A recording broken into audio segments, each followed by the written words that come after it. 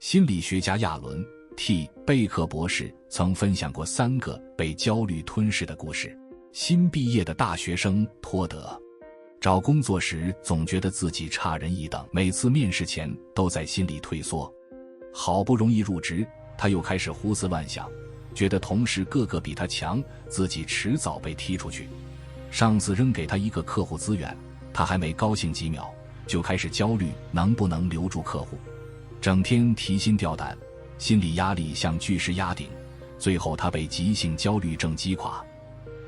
38岁的职场妈妈丽贝卡升职为经理后，夜夜失眠，每个难以入睡的夜晚，她都在担忧女儿在学校会不会出事，丈夫会不会被裁员，家里仅剩的存款不够花怎么办。这些念头像脱缰野马，在她脑子里横冲直撞，她吃不下睡不着，动不动就崩溃大哭，精神几乎被拖垮。50岁的退休阿姨伊丽莎白退休在家，生活无忧，却每天活得像惊弓之鸟。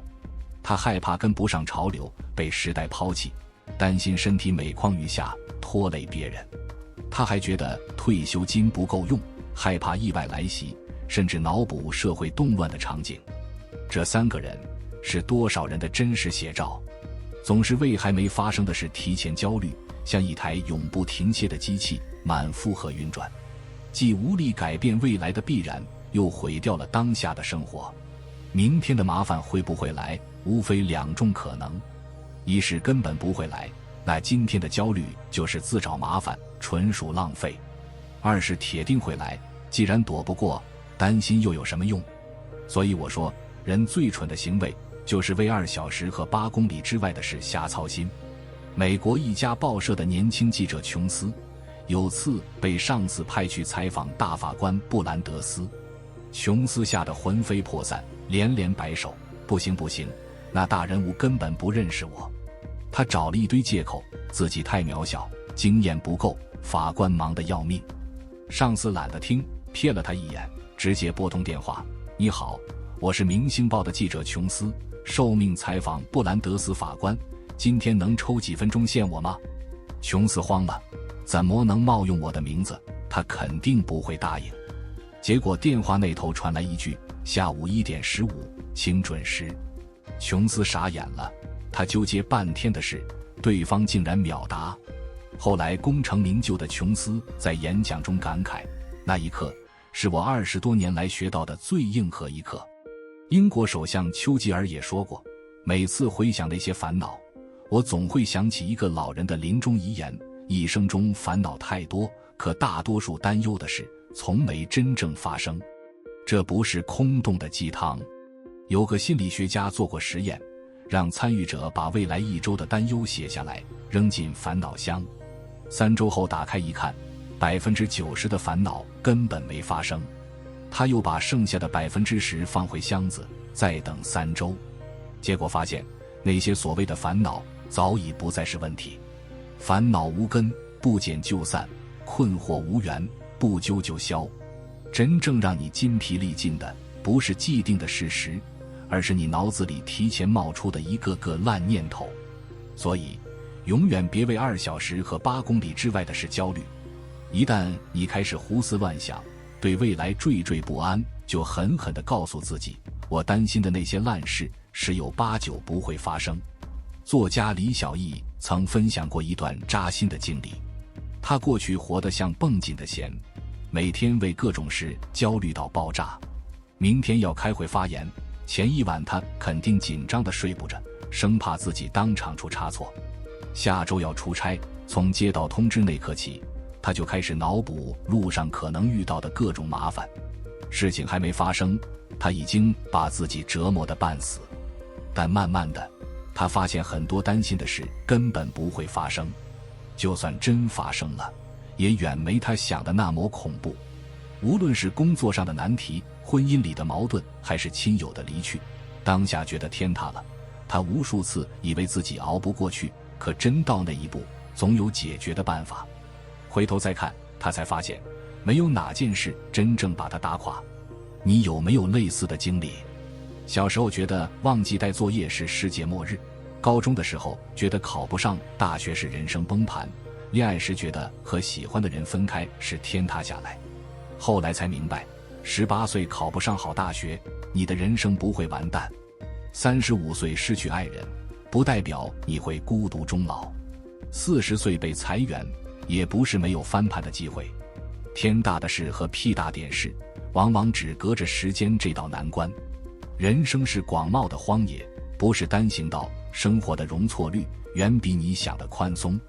关关难过关关过，前路漫长自辉煌。永远别为2小时和8公里之外的事操心，生活不过是见招拆招。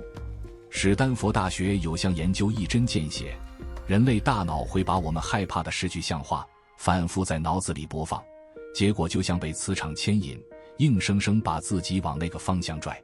有些困难确实难翻越，但更难翻越的是你面对困难时的焦虑情绪。前美国海豹突击队员马库斯在回忆录《孤独的幸存者》里提到一个细节：海豹突击队的训练强度变态，基地一角挂着一口钟，队员只要觉得自己撑不下去了，敲响钟就能立刻走人。但诡异的是，放弃的钟声往往在深夜响起，而不是训练最苦的白天。为什么？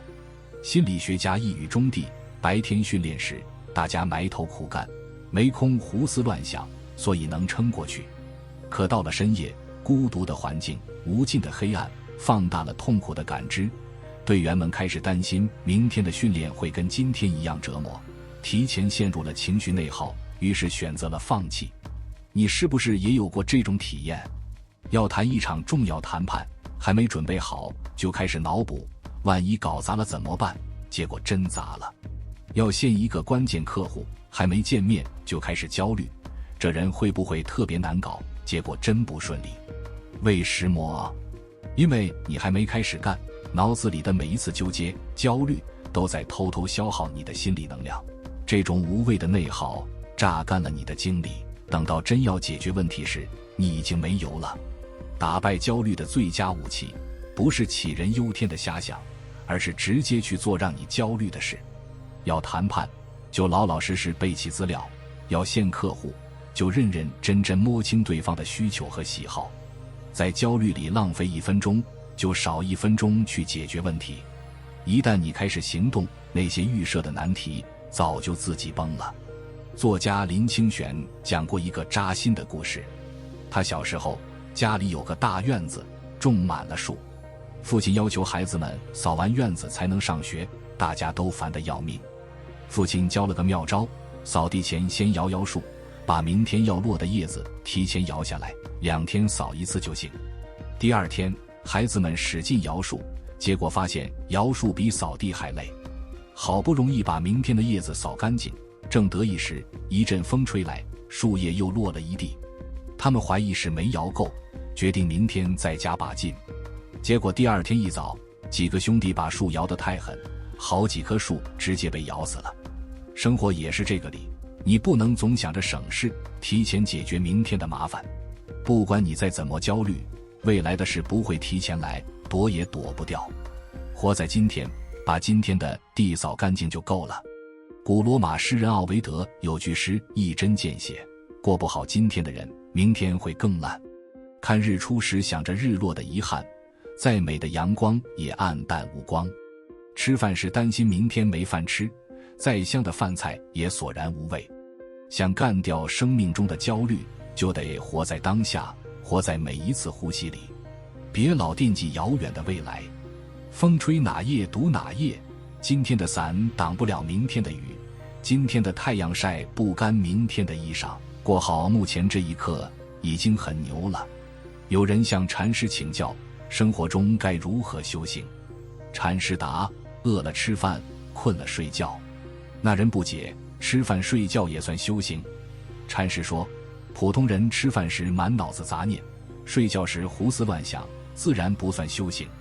但如果吃饭就是吃饭，睡觉就是睡觉，那就是修行。用随遇而安的心态过顺其自然的生活，活在当下才是人生最硬核的修行。今天先分享到这里，如果对你有帮助，欢迎按赞订阅智慧补丁，超越自我，完善人生。